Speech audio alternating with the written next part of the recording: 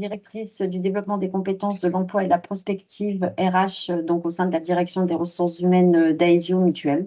Voilà, donc je suis en charge de tout ce qui a trait au développement des compétences, donc de la formation, également au recrutement et gestion de carrière.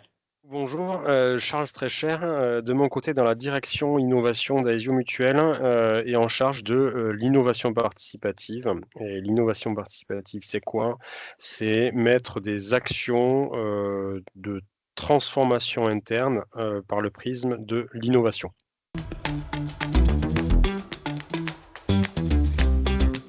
Nous avons souhaité ouvrir une réflexion sur l'IA. Il nous a semblé déterminant de réfléchir à une acculturation sur l'IA générative et surtout sur ce qu'elle induit aujourd'hui, donc sur le quotidien de nos collaborateurs, en sachant que le constat était que certains salariés avaient déjà intégré de façon totalement spontanée et libre, si j'ose dire, des références IA dans la gestion de leur activité et d'autres collaborateurs n'avaient pas du tout appréhendé de le sujet. La réflexion de notre côté, a été, initialement de monter, une communauté, de ce que l'on appelle des activateurs. Donc ce sont des membres du réseau innovation. On avait aussi, pour objectif d'organiser un événement, annuel d'innovation en collaboration étroite avec les métiers, la chaîne de valeur de l'entreprise et à la direction de Sandrine.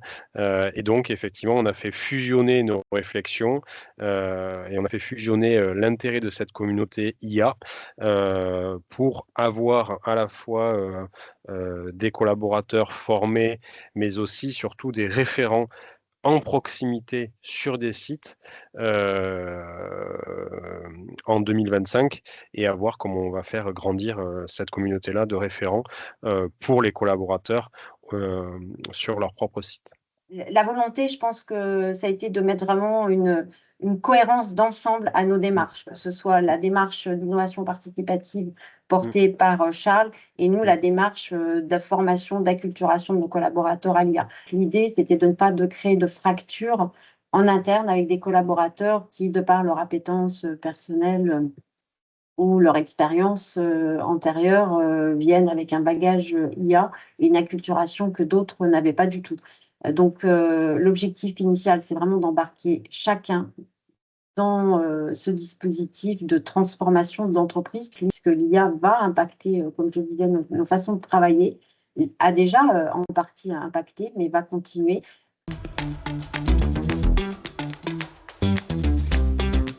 Donc le distanciel est souvent incontournable compte tenu de la population à gérer, à former, qui est d'environ, enfin un peu moins de 3000 salariés. Néanmoins, pour des questions d'ancrage, également, il nous a semblé déterminant de pouvoir avoir des ateliers de mise en pratique et que la question de l'IA, ça passe aussi justement voilà, par une appropriation dans le cadre d'une mise en pratique réelle, effective. Donc, d'où l'idée des ambassadeurs qui, sur nos sites, ont tenu des ateliers. Ces ambassadeurs demeurent des référents. Donc ensuite, le programme de MOOC est déployé avec un test de positionnement initial qui va permettre à chacun soit de suivre l'intégralité du programme, soit de suivre que le niveau 2.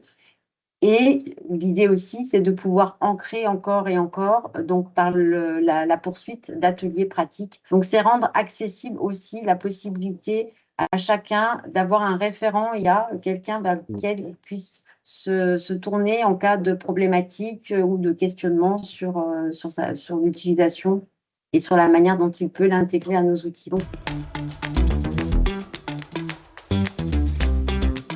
on a trouvé opportun de pouvoir allier nos deux approches, Mmh. en sachant que, à mon niveau, dans la réflexion du déploiement d'une démarche d'acculturation des collaborateurs, j'envisageais de mettre en place des ambassadeurs. Donc, une fois qu'on a identifié chacun un besoin de personnes relais, on s'est dit pourquoi on ne va pas démultiplier le nombre de personnes qui soient des ambassadeurs et on va au contraire on va dire, capitaliser autour d'ambassadeurs communs. On a identifié les collaborateurs donc, qui étaient au nombre de 16 qu'on a voulu appuyer de notre côté. Ça a été aussi la reconnaissance de ces collaborateurs-là par la signature d'une lettre de mission. On a co-construit avec Youno on va dire une approche de formation pour ces 16 collaborateurs-là, dans l'objectif ambitieux et qu'on a réussi à relever ensemble de ce que ces collaborateurs-là soient identifiés comme les référents et délivrant des ateliers d'acculturation sur les sites, sur nos 12 sites administratifs. Le niveau d'engagement a été quand même assez important. On leur a demandé dans un temps très court de se former, de suivre les MOOC, de préparer les ateliers d'animation. Donc c'est vrai que le feedback qu'ils nous ont fait était que c'était très intéressant, très bien mené, un peu dense malgré tout pour eux. Mais néanmoins, ils avaient toutes les clés pour pouvoir mener à bien les ateliers.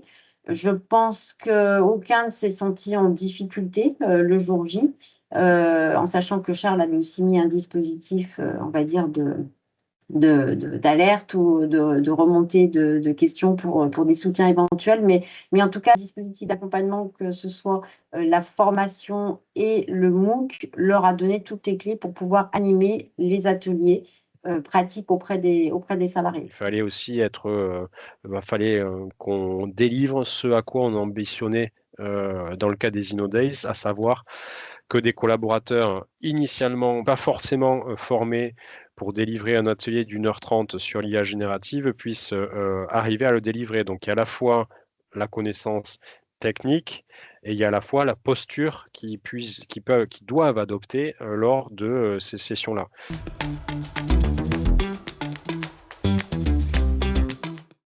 La deuxième étape de valider l'objectif, c'était délivrer un atelier on va dire, d'acculturation l'IA et de mise en pratique de l'IA durant les InnoDays du mois d'avril sur les sites. Et ça a très bien marché.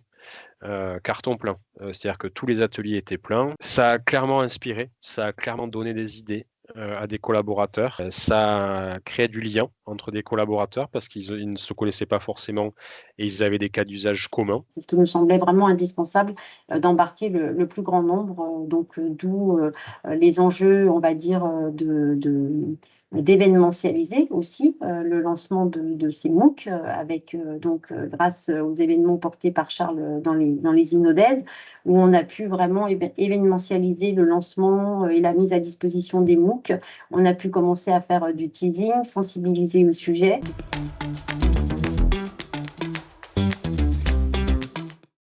Nous avons demandé la proposition d'un intervenant pour une conférence d'acculturation à l'IA qui s'est tenue donc de façon distancielle auprès de l'ensemble de nos collaborateurs, qui a suscité un très grand intérêt et un très grand engouement.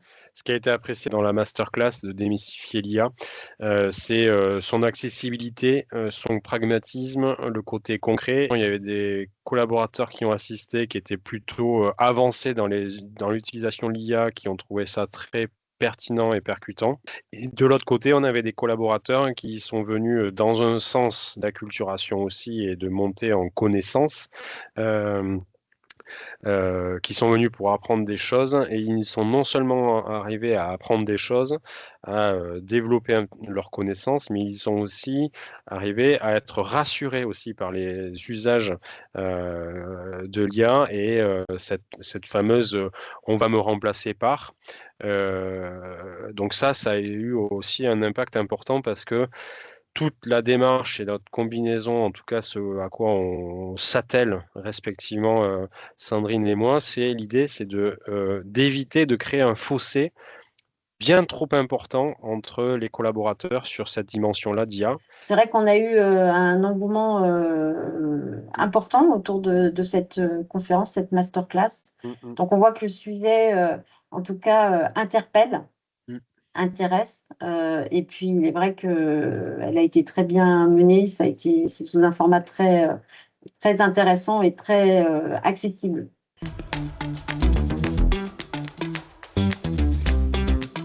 On avait une ambition en avril de réaliser quelque chose dont il y avait un certain nombre d'ingrédients, mais qu'il fallait arriver à mettre ensemble en musique, hein, avec un niveau attendu de délivrance d'ateliers par les collaborateurs qui devaient être là, hein, quand même, parce que c'est pas donné à tout le monde d'animer devant 12 personnes un atelier, une approche théorique et un aspect pratique. Donc,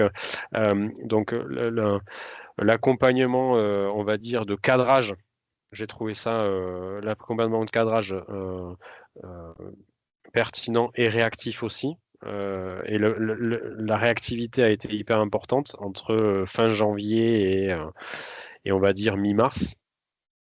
C'est là que tout s'est construit. Ce que j'ai beaucoup apprécié dans les échanges avec Youno, c'est déjà la réactivité. Nous avons eu un certain nombre de demandes de personnalisation, d'adaptation au niveau des MOOC pour que ça réponde vraiment, on va dire, à nos exigences internes, donc chose qui a été prise en considération et qui a été réalisée dans des délais très contraints. Donc, cette réactivité, cette capacité à répondre dans un temps restreint, je dirais, nous a pleinement satisfait. J'ai beaucoup apprécié l'accessibilité des MOOC, l'approche très pédagogique et très accessible de cette question de l'IA générative, mais tout en mettant en évidence les aspects d'expertise aussi.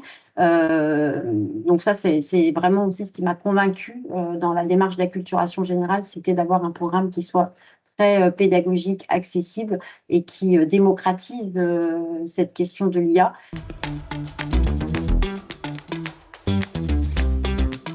On est en train de travailler un plan d'acculturation pour la suite, qui va être quoi? Qui va être élargir cette communauté de 16 activateurs à des collaborateurs qui sont, on va dire, déjà plus en compétence sur ces usages de l'IA. Donc, on va essayer de doubler l'effectif, voilà, pour qu'ils soient plus nombreux localement comme référents.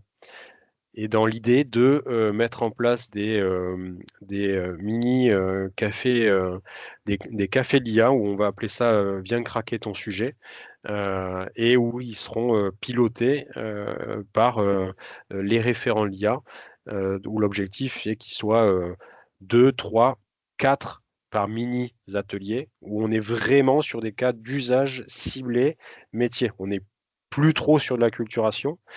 Et après, on ambitionne d'organiser une journée en novembre autour de l'IA ou de l'automatisation.